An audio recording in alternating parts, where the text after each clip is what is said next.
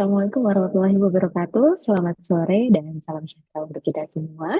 Kami ucapkan selamat datang kembali dalam acara Dolan, diskusi online mingguan yang dicanangkan oleh ID Kota Surabaya, yang mana untuk seri kali ini sudah mencapai seri ke-112 pada hari ini, 17 Maret 2025. Kami telah kedatangan narasumber yang luar biasa. Beliau-beliau adalah dari PDSKJI yang akan membahas topik mengenai gangguan bipolar. Mungkin yang selama ini kita kenal dengan kepribadian ganda yang sangat sudah marak di sekitar kita. Jadi mungkin ingin bertanya-tanya nih, apa sih kepribadian ganda dan bagaimana gangguan bipolar dan bagaimana kalau seandainya memang kita berada di vaskes utama menangani kasus-kasus yang seperti ini. Tentunya nanti akan dipandu oleh moderator kita yang sangat luar biasa, yakni Dr. Sarman Charles, SPTS Specialist Obstetric Gynecology. Beliau merupakan Wakil Dekan 3 Universitas Ciputra Surabaya. Dan kita sambut juga narasumber-narasumber kita yang sangat luar biasa. Beliau adalah ahli di bidangnya. Beliau adalah Dr. Agustina Konginan, mohon maaf, SPKJ Konsultan. Beliau merupakan staf Departemen KSM Kedokteran Jiwa, Fakultas Kedokteran Universitas Airlangga dan juga RSUD Dr. Sutomo. Dan ada juga Dr. Neneng Febriana, spesialis kedokteran jiwa konsultan. Beliau merupakan staf Departemen atau KSM Kedokteran Jiwa FK UNER dan juga RSUD Dr. Sutomo. Baik, karena waktu sudah menunjukkan pukul 15.00, mungkin langsung saja kita serahkan pada moderator kita pada sore hari ini, kepada Dr. Salman Charles. Kami bersilakan. Terima kasih Dr. Ula atas sambutannya di awal. Dan kita akan masuk pada hari ini dengan mengundang dari Perhimpunan Dokter Spesialis Kedokteran Jiwa Indonesia dengan topik yang saat ini sedang banyak digandrungi kalangan muda, yaitu gangguan bipolar. Dengan dua pembicara senior-senior kami, Dr. Agustina Konginan, Spesialis Kedokteran Jiwa Konsultan, dan Dr. Nining Febriana, Spesialis Kedokteran Jiwa Konsultan. Kita akan memulai webinar kita pada hari ini. Mungkin ada presentasi yang akan dibawakan, dokter? Siapa dulu? Saya ya. Boleh, Terima dokter, kasih. silakan. Dokter. Ya, terima kasih Dr. Salmon dan terima kasih juga pada IDI yang memberi kesempatan pada kami dari PDSKJI untuk sedikit sharing tentang topik yang kata Dr. Salmon tadi lagi digemari. Mungkin bukan digemari, ada cuman ada sisi lain di mana kami itu sedikit apa ya. Kalau dulu kan orang mengatakan saya sakit jiwa, aduh itu stigma betul. Tapi kalau sekarang saya kena bipolar loh, ya gitu ya istilahnya ya. Jadi itu sisi lain di mana kami juga sudah senang karena masyarakat sudah tidak stigma lagi begitu ya. Nah, kali ini saya share ya, Dr. Salmon, PPT saya sedikit aja supaya mengingatkan kembali pada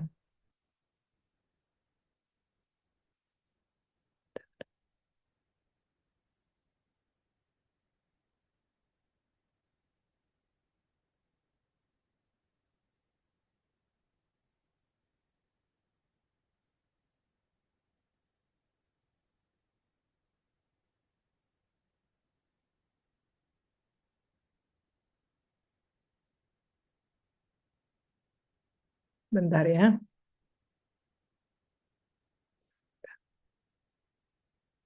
Kok belum masuk ya?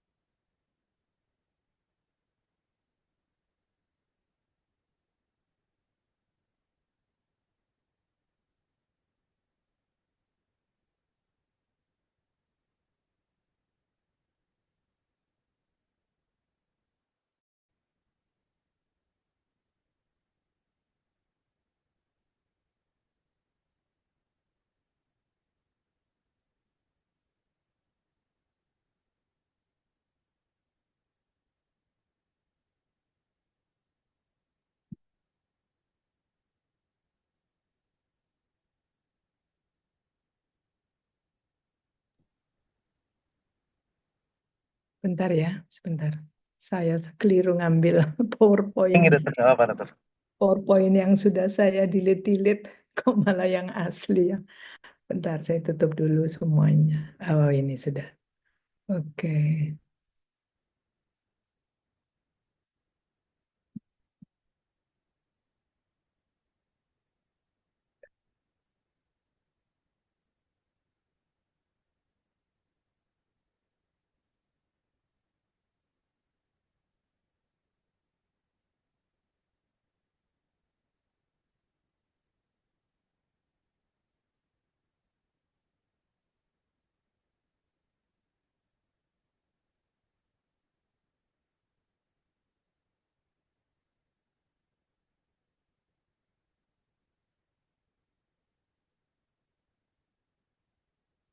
Ya,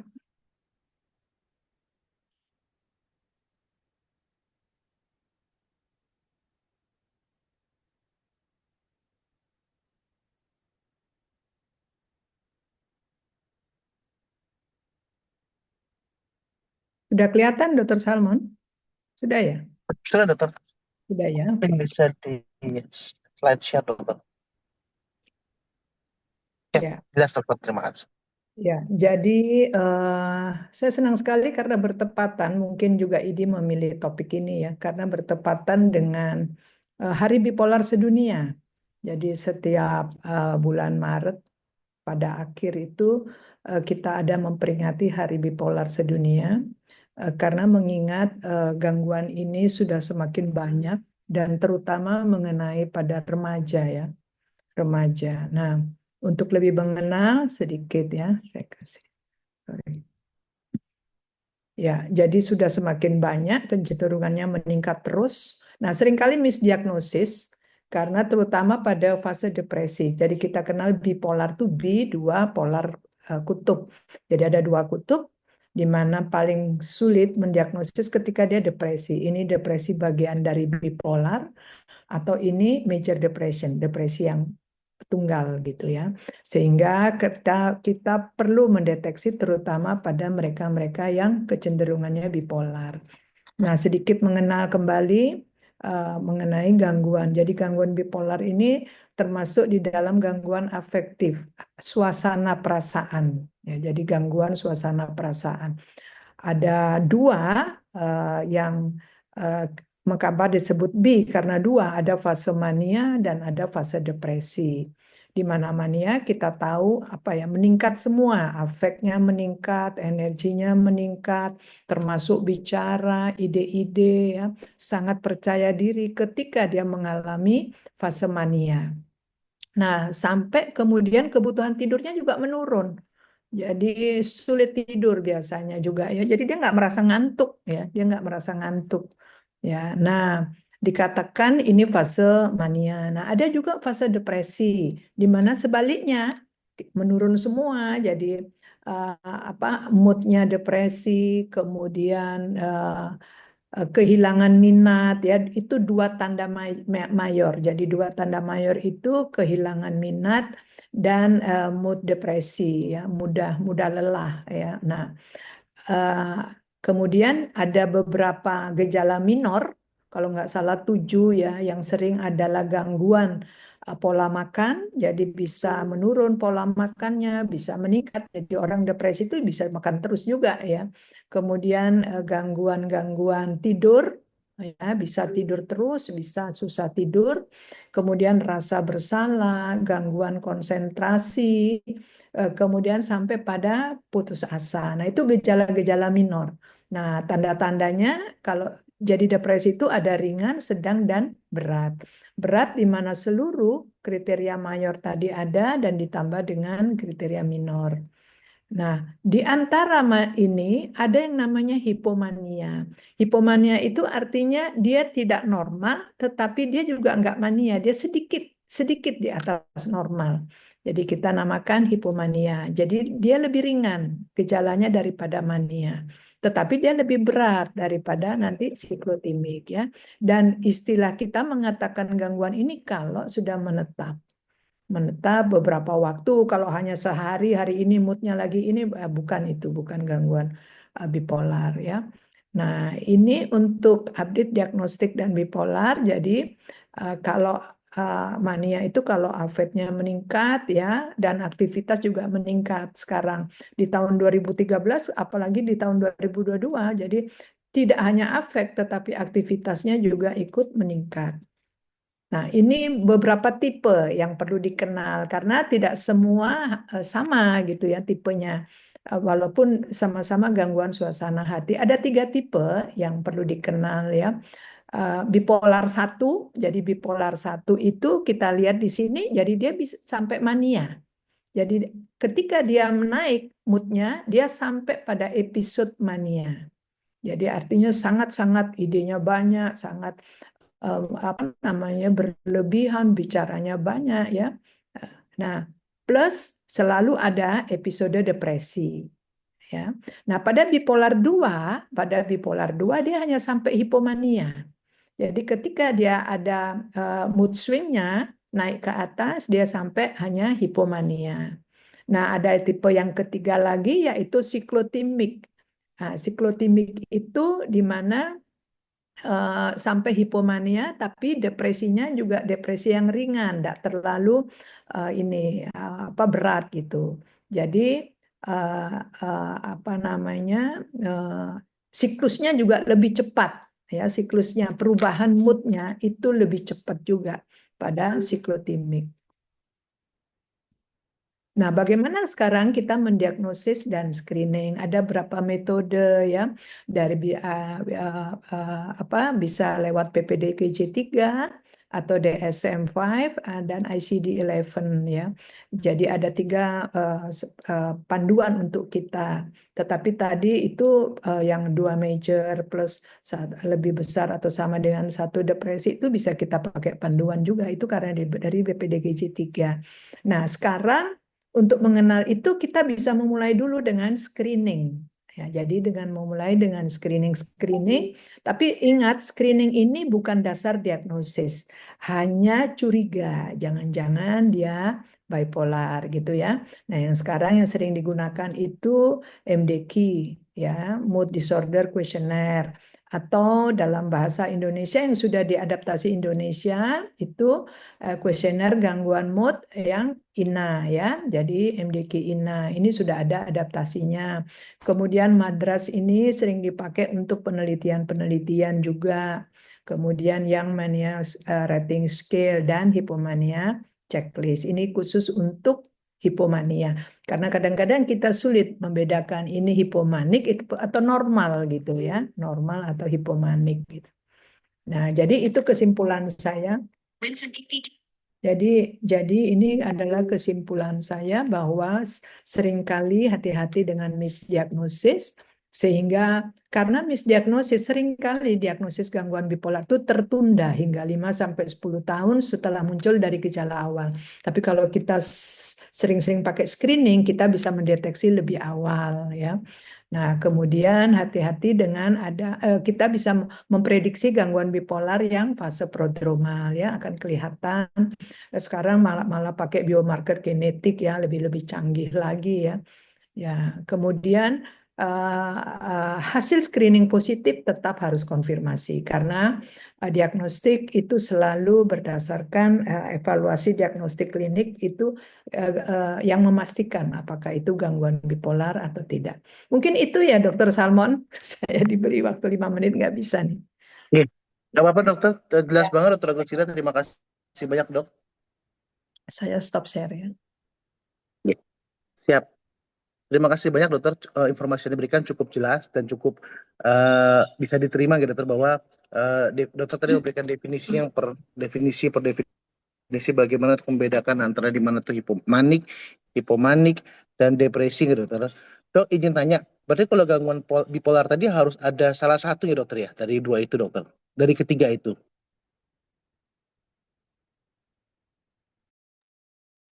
Izin dok, suaranya masih belum ada dokter. Bukan, jadi masing-masing daripada gangguan bipolar itu beda-beda tipe. Beda-beda tipe gitu. Jadi ada yang bipolar 1, ada yang tipe bipolar 2 gitu. Jadi kenapa ada orang yang mania, terus kemudian dia turun normal, normalnya agak lama sampai 9 bulan gitu, baru dia turun lagi depresi gitu. Nah, itu apa ya, apa yang biasa begitu gitu. Tapi ada yang siklotimik gitu, ya lebih ini. Dan ada yang kemudian kalau dia lagi mania, itu lagi ini naik gitu, nggak sampai mania, jadi hanya sedikit gitu naik dari normal. Jadi beda-beda, tapi tetap dinamain gangguan bipolar karena ada dua kutub dia, ada depresi dan pernah ada hipomania atau mania. Ya. Ya, terima kasih dokter. Mungkin dari dokter Nining ada tambahan dokter Nining sebelum kita masuk ke sesi tanya jawab. Ya, mungkin saya akan menambahkan mengenai penata laksanaannya ya, Ya, dokter. saya. Oke, saya ini dulu ya screen.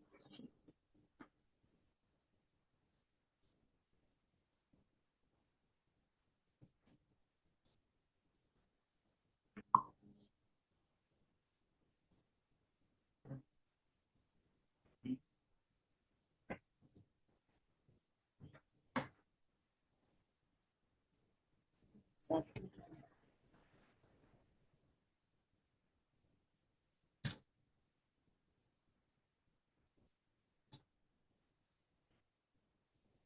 Ya, jadi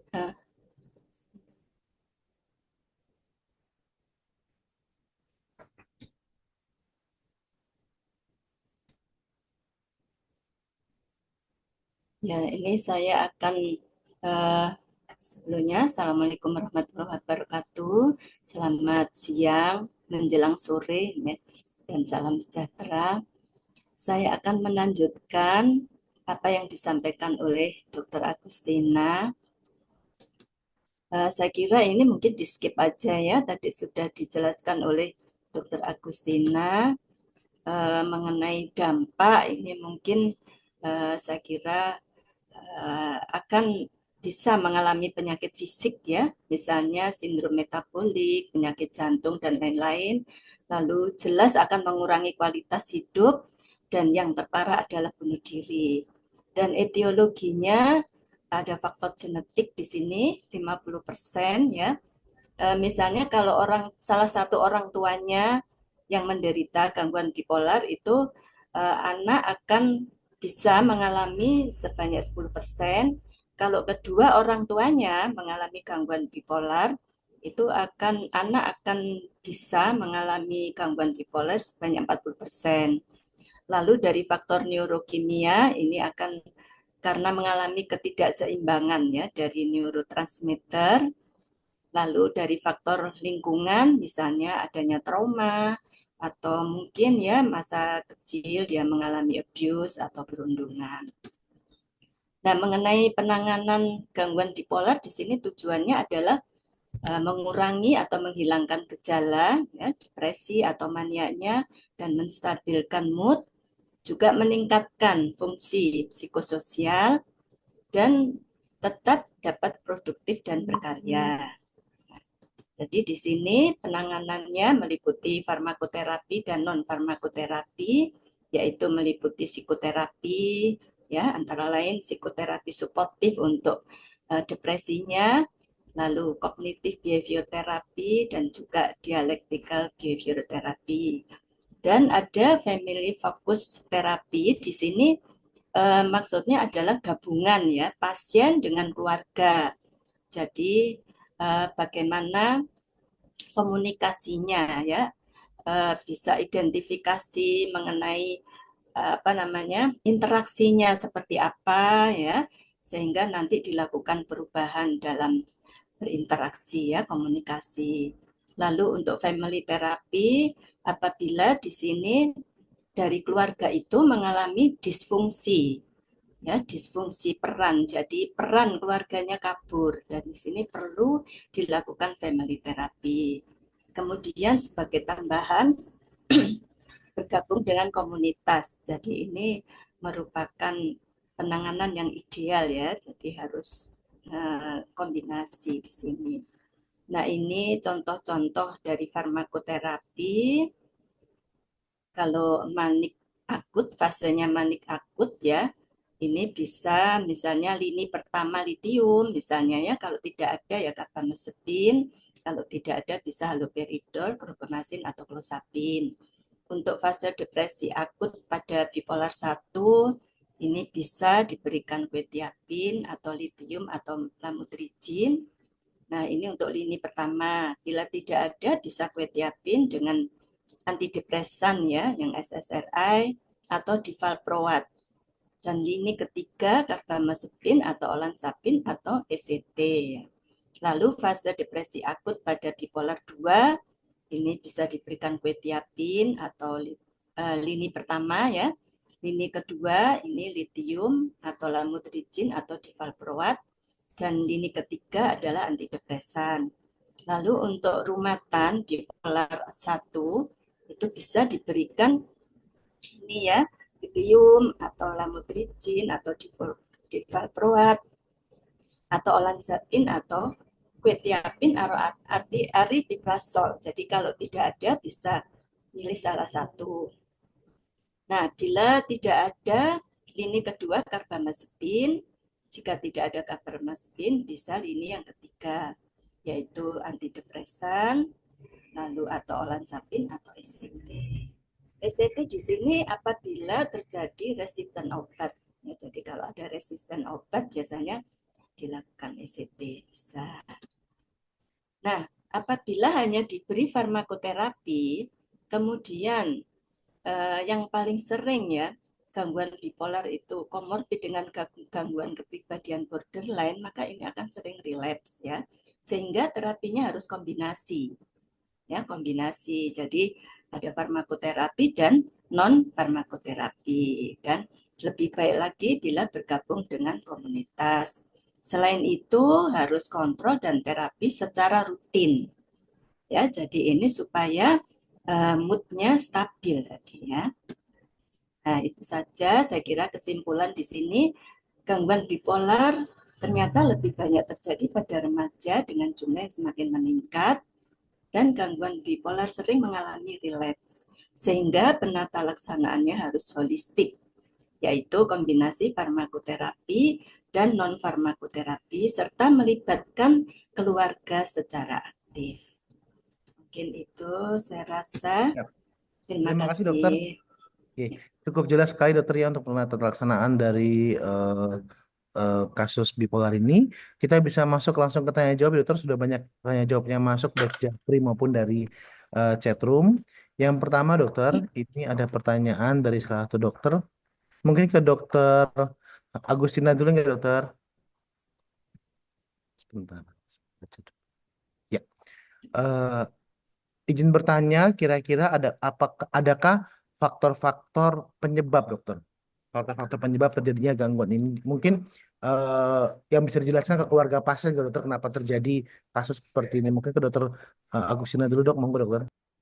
Ya, jadi memang gangguan bipolar itu ada pemicunya ya, istilahnya kita pemicu ya. Bisa genetik bisa ya, karena itu paling sering ya yang faktor genetik ya. Kemudian yang kedua faktor distres juga. Jadi dalam kondisi orang yang sering mengalami stres yang tidak terselesaikan bisa menjadi pemicu. Kemudian yang ketiga adalah memang kepribadian-kepribadian tertentu biasanya juga ya yang mendekati apa yang kita sebut biasanya gangguan kepribadian yang borderline ya atau apa. Jadi mereka yang mudah impulsif, mereka yang narsis dan apa. Nah, itu biasa lebih lebih lebih ini. Cuman penyebab yang pasti sampai sekarang belum diketahui kenapa seseorang bisa kena bipolar begitu ya. Nah, seringkali juga pada pengguna SAT ya. Jadi penyalahgunaan SAT juga sering mengalami gangguan bipolar. Ya, pola asuh tentu berperan ya, berperan benar karena dia akan membentuk kepribadian seseorang dan kemudian yang akan mengarah pada gangguan bipolar begitu. Jadi itu beberapa penyebab-penyebab yang ini pengaruh dari fisiknya sendiri juga bisa ya karena itu tadi faktor genetik ya. Makanya sekarang ada screening-screening yang ke arah biomarker genetik ya. Ya, tetapi kita belum sampai ke sana di dalam screening lah. Cukup sederhana-sederhana yang bisa kita lakukan ya.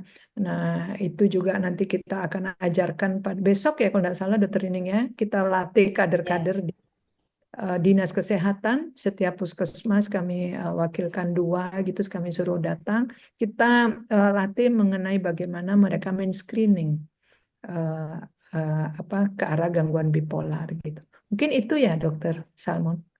Ya, dokter, terima kasih. Dokter Nining, kira-kira ada tambahan, dok? saya kira cukup sudah disampaikan Dr. Siap. Agustina tadi. Terima Ya. kasih. Kita lanjut ke pertanyaan berikutnya. Mungkin bisa langsung ke dokter ya, dokter Nining. Eh, Pertanyaan berikutnya, dok. Ini ada dari dokter juga. Seberapa sering gangguan bipolar ini disalah diagnostikan sebagai depresi biasa di praktek dokter umum, dok? Jadi sangat-sangat kemungkinan biasa kita kan depresi karena pertama ICD-nya gampang dicari dokter Agustina ya, dok ya. Ya, Dan dokter ini mungkin bisa membantu kita untuk apa mencerahkan, dokter. oke. Terima kasih.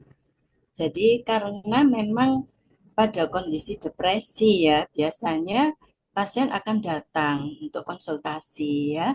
Tapi kalau dalam kondisi mania, apalagi hipomania, karena pasien kan merasa senang ya, semangat seperti itu. Jadi merasa enggak apa-apa gitu ya.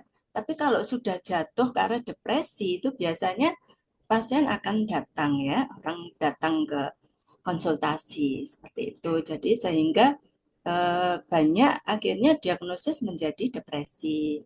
Tapi kita tetap harus wawancara ya dalam hal ini ada riwayat dia ya selain depresi dia ada riwayat ke arah mania. Nah itu yang kita akan bisa mendiagnosis sebagai bipolar. Jadi kalau misalnya tidak ada riwayat mania atau hipomania, ya memang lebih ke depresi. Jadi itu tadi, karena dengan kondisi depresi itu pasien sangat menderita ya, merasa menderita sekali ya. Depresi itu kan artinya pasien merasa tidak berguna, merasa bersalah, merepotkan dan sebagainya. Tapi kalau mania atau hipomania justru merasa semangat gitu ya, merasa apa? Selain semangat juga rasanya kok berenergi gitu, sehingga itu yang menyebabkan seringnya akhirnya misdiagnosis. Ya, mungkin itu dari saya. Siap, dokter. Terima Mungkin kasih. dokter Agustina ada tambahan, dok, untuk eh Ya, sedikit.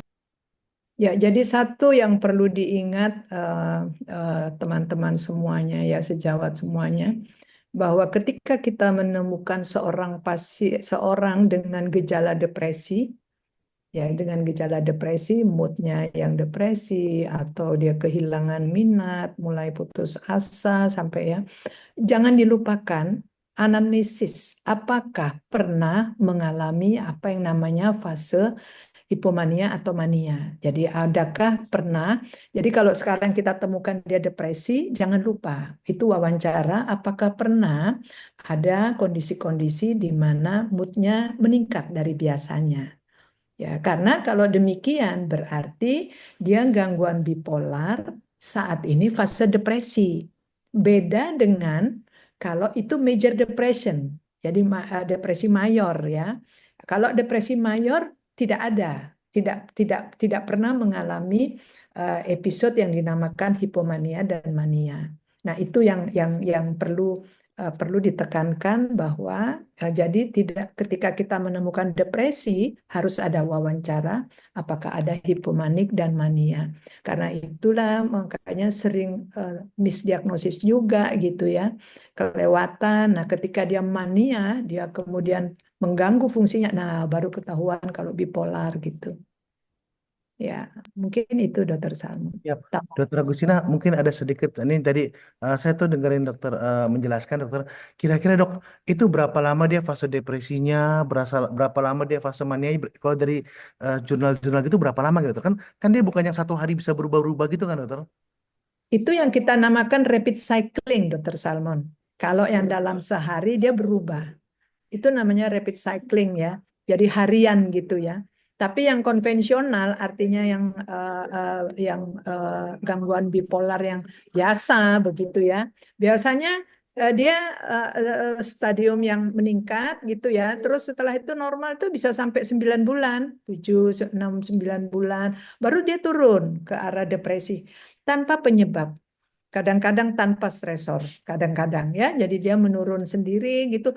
Kok aku kok jadi moodnya lagi ini ya, tambah lama tambah males gitu rasanya, rasanya pengen bawaannya tidur aja gitu ya.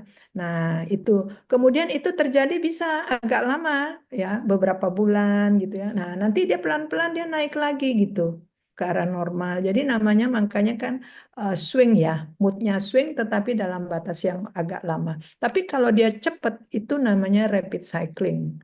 Ya, jadi cepat sekali tapi tetap itu bagian dari apa namanya? Gangguan bipolar. Siap dok, terima kasih cukup jelas sekali dokter. Ini pertanyaan semakin banyak yang masuk dokter. Kita masuk kembali ke dokter Agustina. Apakah penyakit ini bisa membahayakan secara fisik dokter kepada penderitanya? Dan yang kedua, kapankah harus dilakukan pendampingan pada penderita dokter? Oh ya, jelas itu kalau berbahaya. Kenapa ya? Nah, seringkali mereka kemudian ketika sedang ada gangguan, katakan dia sedang fase mania ya, karena kita kan ada fase mania, ada fase depresi. Katakan dia dalam kondisi fase mania begitu ya. Nah, bicaranya percaya dirinya sangat tinggi dan ini.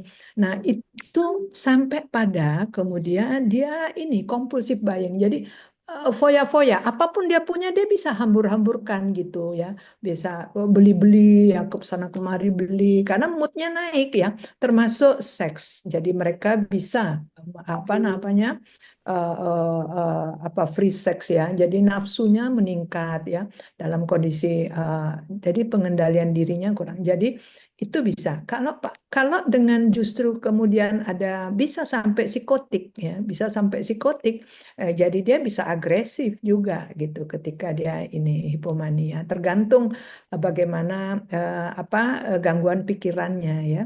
Ide-idenya banyak tentu berbahaya karena disorganize ya tentu ya. Jadi dia ide banyak kalau terorganisasi kan nggak apa-apa ya, malah positif ya. Tapi ini karena gangguan, jadi idenya banyak tapi gangguan gitu ya. Nah, nah kalau dia ke dalam kondisi depresi itu bisa sampai pada tahap ya tentamen suicide ya kan gitu ya. Nah, yang banyak sekarang adalah bukan tentamen suicide ya, tetapi self harm. Jadi menyakiti diri sendiri, entah itu membenturkan ke dinding, yang paling remaja-remaja itu terutama putri itu mengiris-ngiris ya lengannya ya, dan kadang-kadang sampai kaki juga gitu. Dan payahnya lagi sekarang ini apa medsos ya. Jadi medsos itu juga ikut pernah ada pasien saya bipolar dengan self harm yang penuh sudah dari bawah. Nah, dia dibawa ke sini karena ada satu yang cukup dalam sampai dibebat sama dokter bedah. Terus saya mengatakan dia ternyata dia bangga loh semakin dalam karena katanya dia posting di komunitasnya, malah dia dikasih kasih jempol sama komunitasnya. Jadi artinya tidak malah dinasehati ya, tapi artinya diacungi jempol keberaniannya katanya. Nah itu yang kayak gitu-gitu kan sudah apa ya? Nah, kita nggak tahu fenomena apa ya sekarang ini. Jadi sampai pada fisik ya, sampai pada Terima fisik. kasih dokter Agustina. Mungkin pertanyaan berikutnya ke dokter Nining dok. Kira-kira kalau segini berarti pasien-pasien bipolar ini butuh pendampingan nggak dok? Ya, memang bipolar ini jelas ya, butuh pendampingan, terutama keluarga, minimal keluarga, ya. Jadi eh, sangat sangat penting ya keluarga ini untuk mensupport, ya. Tapi memang banyak juga di mana keluarga itu justru sebagai sumber stresnya. Misalnya pola asuh ya, mungkin sebagai pemicunya ya dari kecil dia pola asuhnya keras misalnya ya. Jadi di sini justru sumber stresnya itu dari keluarga. Nah, selain oleh karena itu Selain keluarga juga bergabung ke komunitas ya. Mungkin dari komunitas itu dia merasa bahwa tidak sendirian menderita bipolar ya. Ternyata banyak dan bisa mungkin saling sharing seperti itu ya. Jadi nomor satu memang sangat membutuhkan pendampingan minimal oleh keluarganya sendiri. Itu ya jawaban saya.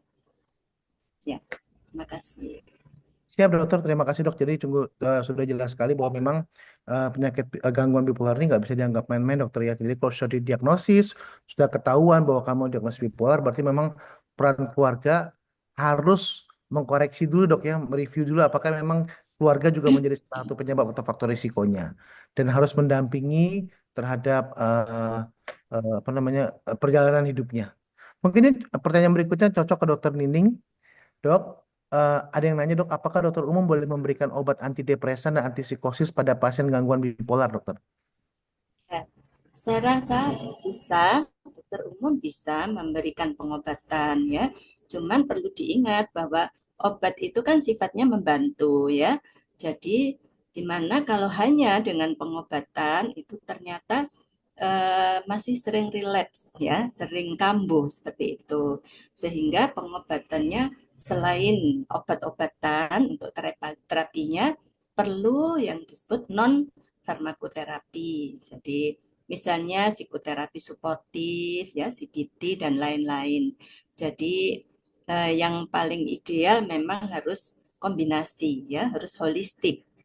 Karena kalau hanya dengan farmakoterapi itu ternyata tidak bisa apa namanya istilahnya membaik secara ini ya, artinya masih sering relapse seperti itu. Tapi untuk pemberian obat boleh, hanya saja tentunya harus untuk terapi selanjutnya harus dirujuk ya, harus dirujuk tentunya. Ini itu dari saya. Siap dokter. Mungkin pertanyaan lanjutannya dokter, apabila sekarang kan sistem kalau misalnya bipolar ini kan berarti kan tadi dokter bilang juga pengobatannya kan jangka panjang ya dokter. Dengan sistem rujukan yang bolak-balik ini dokter, BPJS gitu dokter, apabila sudah diresepkan oleh dokter di rumah sakit umum misalnya, terus kemudian untuk memperpanjang cuman obatnya di puskesmas, terus kemudian dokter di puskesmas itu berapa lama disarankan untuk mengontrolkan keberhasilan terapi kita, dokter? Kan biasa kalau kita beri obat kan kita harus evaluasi keberhasilan terapinya nggak, dokter? Kira-kira berapa lama dokter harus dikonsulkan balik atau dikontrolkan balik ke rumah sakit umum, dokter? Atau ke SPKJ setempat, dokter? Terima kasih, dokter. Ya, ya sebetulnya kalau untuk psikoterapi misalnya ya, kita ya untuk BPJS tentunya setiap bulan ya, setiap bulan kalau untuk BPJS. Jadi kita evaluasi setelah 6 bulan bagaimana kondisinya. Kalau memang membaik itu bisa di tapering off obatnya, ya obatnya di tapering off. Jadi tidak terlalu terburu-buru langsung di stop, ya. Karena kalau obatnya di stop nanti bisa itu tadi menjadi kambuh kembali. Jadi mungkin pemberian obat itu minimal ya, minimal dengan kondisi stabil. Jadi kalau biasanya kalau untuk awal pengobatan BPJS itu bisa 1 minggu dulu kontrol, tapi selanjutnya setiap bulan untuk yang BPJS. Ya. Jadi tentunya untuk psikoterapinya setiap bulan kita lakukan. Nanti biasanya setelah 6 bulan kita evaluasi kembali. Seperti itu. Siap, dokter. Terima kasih. Cukup jelas sekali jawabannya, dokter. Dokter Agustina, mungkin ada jawaban, dokter, mengenai tata laksana ini, dokter? Apakah dokter umum boleh meresepkan obat-obat antipsikosis? Oh ya, tentu boleh ya, boleh. Kadang-kadang gangguan bipolar itu akut ya, gejalanya ya, tapi penyakitnya kronis ya. Tapi gejalanya akut, tiba-tiba muncul manianya ya dan mengganggu sekali. Sangat boleh, sangat boleh. Cuman memang harus diingat bahwa gangguan bipolar itu adalah gangguan mood ya. Gangguan mood, sebentar. Jadi gangguan mood sehingga obat-obat misalnya dia lagi sedang psikotik misalnya, bukan hanya antipsikotik. Tentu ada mood stabilizer di situ gitu ya. Nah, apakah mood stabilizer itu ada Saya nggak tahu apakah di puskesmas ada ya, rasanya ada apa enggak ya, nggak tahu. Nah, mood stabilizer ya. Nah, hati-hati dengan efek samping aja gitu ya. Jadi rasanya sih masih memungkinkan. Nah, kalau sudah karena gangguan bipolar itu kan perlu perlu lebih dalam lagi ya, didalami supaya dia bisa bisa apa namanya, istilah kita mengatakan stabil gitu ya. Ya, bisa stabil terus begitu. Nah, itu perlu juga pendekatan-pendekatan apa holistik ya. Jadi artinya tadi pendampingan keluarga pasien bipolar harus benar-benar kita edukasi juga. Karena memang keluarga ini sumber stres juga bisa, ya kan ya. Kemudian yang kedua, kalau dia tidak memahami, dia menganggap ini sebagai sesuatu yang apa ya, yang kenakalan lah atau apalah gitu ya. Sehingga si pasien juga tambah stres lagi gitu ya. Nah, jadi keluarga juga harus diberi edukasi bagaimana apa bipolar itu, bagaimana menanganinya sehingga saling saling membantu ya antara ya. Makanya kita ada loh Dokter Salmon apa komunitas ya pasien dan keluarga, ada dokter di sana, ada saya Prof Marga, Dr. Nining dan semuanya itu di dalam Harmony in Diversity. Jadi di dalam setiap yang tidak tidak bersamaan tapi tetap kita harmonis gitu. Pasien-pasien kita yang bipolar itu yang sudah maintenance ya, yang sudah ini kadang ada sedikit fase manianya naik ya, hipomania. Tapi dia tahu benar gitu, oh saya lagi hipomania gitu ya. Apa yang harus dia lakukan? Ada yang di fase-fase hipomanianya itu justru dia produktif gitu. Jadi dia bisa membuat batik dan sebagainya, tetapi harus diingat bahwa juga tidak boleh terlalu kalau terlalu mania ya nggak bisa gitu. Ada moodnya naik sedikit gitu. Dan dia tahu benar gitu. Nah itulah yang kita harapkan bahwa mereka mampu menyadari kapan dia mau agak kambuh, kapan dia ini sehingga pengobatannya itu apa ya bisa bisa stabil lah dia ya, artinya tidak pernah lagi mengalami fase yang sangat merugikan gitu ya. Mungkin itu tambahan saya ya. Jadi Siap, dokter dokter. boleh sangat boleh memberikan terapi, apalagi kalau sedang depresi berat ya dan atau mania gitu boleh. Siap, Ya. siap. Dokter Nyon Sewu, izin tanya, dari Perhimpunan Spesialis Dokter Kedokteran Jiwa Indonesia ini dok, pernah nggak sih dok mengadakan workshop untuk penanganan bipolar untuk dokter umum dokter, kira-kira dokter? Ini ada pertanyaannya. Ya, jadi tiap tahun itu kita memperingati, saya lupa tahun berapa ya pernah. Jadi tiap tahun kita memperingati Hari Bipolar Sedunia dan bentuk-bentuk peringatannya itu berbeda-beda. Berbeda-beda. Kalau nggak salah tahun lalu itu lomba foto dan kita buka di mana? Di Royal ya, Royal eh, apa namanya konsultasi gratis ya. Kemudian untuk dokter umum tuh saya lupa ya kita ada nanti tahun depan ini bulan berapa ini ada Komnas Bipolar ya. Jadi saya berharap dokter umum juga ikut terlibat gitu. Kita pernah pelatihan, saya lupa tahun berapa dokter umum. Kemarin kita mahasiswa karena terus terang dokter Salmon ruangan kita itu sekarang ini ya. Kalau dulu itu ruangan jiwa kita itu sebagian besar itu skizofrenia ya. Nah, tapi sekarang kenyataannya adalah justru yang mayoritas yang ada di rawat inap itu sekarang adalah bipolar. Bipolar, gangguan bipolar usia-usia remaja di mana mereka sangat dibutuhkan ya produktivitasnya ya. Kasih SMA, mahasiswa ya, ya itu karena sering stres juga buat apa tesis dan sebagainya gitu ya. Nah, skripsi ya, skripsi dia. Jadi ruangan kita itu sekarang banyak diisi remaja-remaja gitu ya. Jadi sehingga itu juga juga kita harapkan dokter umum juga terlibat ya bagaimanapun karena apa screeningnya dari sana ya sehingga diharapkan juga bisa lebih lebih apa ya lebih terdeteksi lah sejak awal ya. Ya. Siap dokter, terima kasih dokter. Ini cukup jelas sekali A to Z-nya tentang bipolar ini dokter. Berikutnya mungkin ke dokter Nining kembali ke dokter. Izin bertanya, bipolar seperti apa yang harus minum obat rutin atau seumur hidup, dokter? Bipolar itu kan memang sekali lagi merupakan gangguan perasaan ya, di mana dalam hidup ini kan tentu pernah mengalami suatu masalah-masalah ya. Di dalam hidup kita kan tidak mungkin mulus-mulus terus seperti itu ya. Nah, di mana obat ini diperlukan untuk menstabilkan ya moodnya. Jadi harapannya dengan minum obat ya itu apabila ada masalah dia akan tetap bisa mengatasi gitu ya. Jadi untuk mencegah kekambuhan juga obat itu ya, sehingga tentunya melihat juga ya faktor-faktor yang lain. Misalnya kalau dukungan keluarga ada ya, lingkungannya juga sangat mendukung ya. Nah, mungkin bisa dicoba untuk tidak minum obat ya. Tapi kalau dengan mencoba tidak minum obat ternyata kok kambuh, ya tentunya ya harus minum obat, tapi mungkin nanti minimal ya.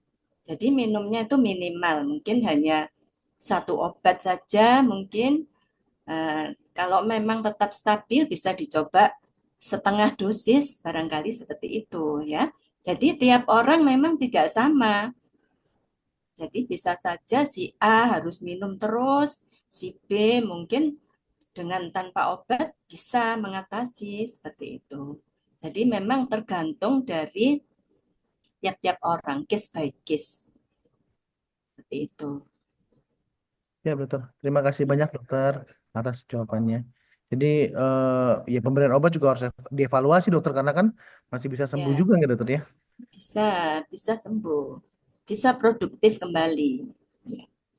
Ya, ini juga menjawab pertanyaan dokter Nicholas Sugandi bahwa untuk edukasi, dokter ini katakan bahwa bipolar bisa sembuh dengan pengobatan jangka panjang, dokter.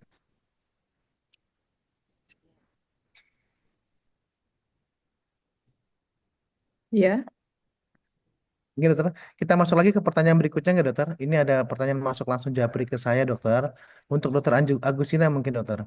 Jadi, bagaimana membedakan gejala bipolar dengan borderline personality disorder atau ADHD nggak, dokter? ya, ya. Eh, jadi gini, kalau misalnya harus dilihat bahwa eh, gangguan personality borderline (BPD) ya dan gangguan bipolar. Yang satu gangguan mood, ya. Jadi gangguan bipolar itu adalah gangguan mood dalam kelompok gangguan suasana hati. Yang satu di dalam kelompok gangguan kepribadian. Jadi gangguan kepribadian borderline ya, tentu berbeda. Kalau hampir sama, makanya seringkali itu ketika kita mendiagnosis ini gangguan kepribadian, ternyata gangguan bipolar gitu ya, hampir sama. Dan bisa terjadi dua-dua. Jadi dia kepribadiannya borderline, BPD ya, kemudian juga dia mengalami gangguan bipolar. Nah, kalau satu itu gangguan suasana hati, yang satu gangguan kepribadian, artinya bahwa kepribadian ini kan menetap pola kita bereaksi terhadap masalah gitu ya. Jadi sepanjang waktu gitu, ketika dia ada ini, dia seperti itu reaksinya. Gejalanya ada beberapa ya, orangnya jadi narsis, kemudian dia impulsif ya, kemudian gangguan kelekatan, biasanya dia merasa apa ya cocok dengan beberapa orang tertentu saja gitu ya, nggak bisa dengan setiap orang karena dia seringkali impulsivitasnya mendominasi gitu ya. Nah, pada pada gangguan bipolar kan ada juga gitu, mood yang tidak stabil ya, pada borderline juga ada. Cuman ini adalah pola yang menetap. Kalau gangguan bipolar itu seringkali tanpa stres pun dia muncul, gangguan bipolar itu. Jadi nggak ada apa-apa ya dia depresi bisa, nggak ada apa-apa dia bisa mania. Kalau BPD itu biasanya ada yang memicu karena dia bereaksi terhadap sesuatu ya. Jadi biasanya ada yang memicu gitu. Jadi beda ya. Jadi yang satu merupakan gangguan kepribadian, sifat, yang satunya ini adalah gangguan suasana hati. Itu bedanya ya, bedanya. Siap, Terapinya dokter. beda, terapinya karena ini adalah gangguan mood, di mana ketika dia apa namanya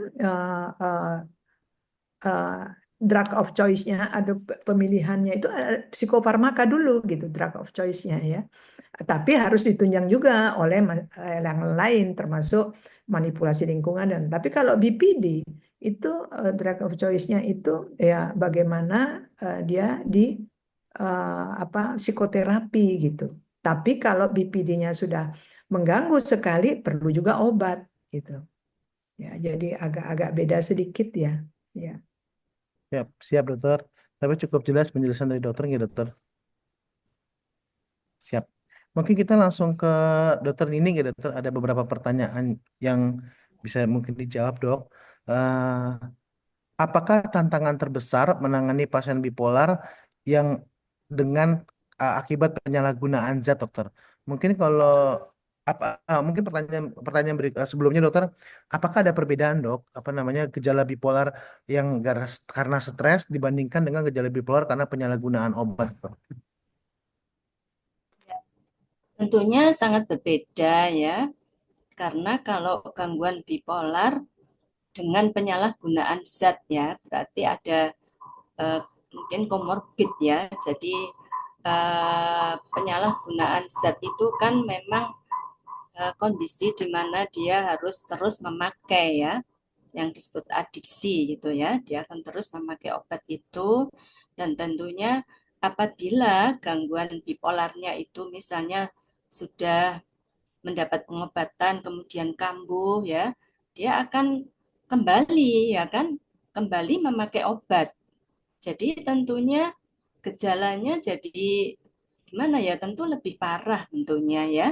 Jadi mungkin dengan self harm-nya ya, bahkan ke arah bunuh diri bisa, karena penyala adiksi zat pun ya tanpa gangguan bipolar juga bisa mengalami bunuh diri ya. Sehingga memang itu suatu tantangan ya, tantangan yang cukup besar apabila gangguan bipolar itu komorbid dengan penyalahgunaan zat ya. Jadi sekali lagi memang memerlukan terapi yang rutin ya, rutin selain farmakoterapi juga tentunya psikoterapi tadi ya, CBT dan lain-lain, dan melibatkan keluarga sangat penting di sini ya. Jadi kalau memang keluarga ini ternyata tidak bisa mendukung, ya itu merupakan tantangan ya, karena dia selain uh, merasakan bipolarnya itu ya, gangguan bipolarnya ya, moodnya yang mood swingnya juga ada, di mana dia harus memakai obat-obatan itu kalau memang mengalami adiksi zat seperti itu. Jadi terapinya harus holistik ya, Siap dokter. harus Terima combine. kasih dokter mungkin cukup jelas sekali. Mungkin pertanyaan berikutnya langsung ke dokter Agustina nggak dokter? Saya ada satu atau dua pertanyaan lagi sebelum kita menutup acara hari ini.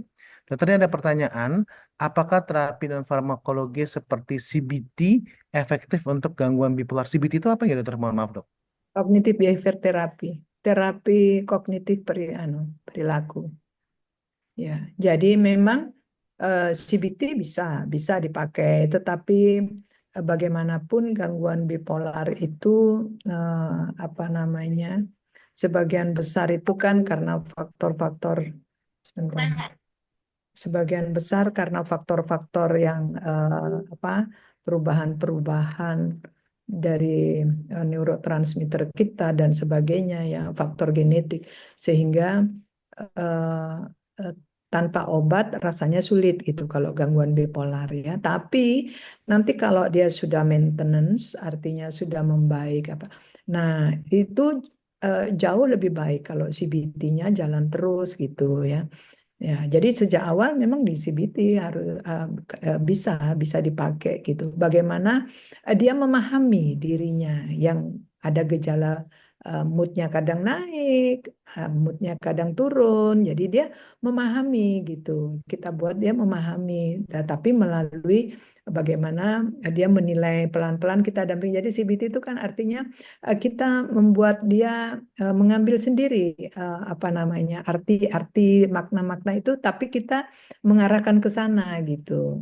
Ya, sehingga dia, oh iya ya, kalau saya lagi, oh berarti itu gejala terus saya harus bagaimana ya, oh biasanya saya begini gitu, oh harusnya saya begini. Jadi dia bisa bisa tahu gitu bagaimana cara mengatasi ketika dia sedang moodnya naik, atau paling tidak dia bisa tahu, oh ini bisa memicu nih bipolar saya ya muncul, jadi saya harus mencari solusinya gitu. Jadi diajarin bagaimana mencari solusi dalam permasalahannya dia lewat CBT.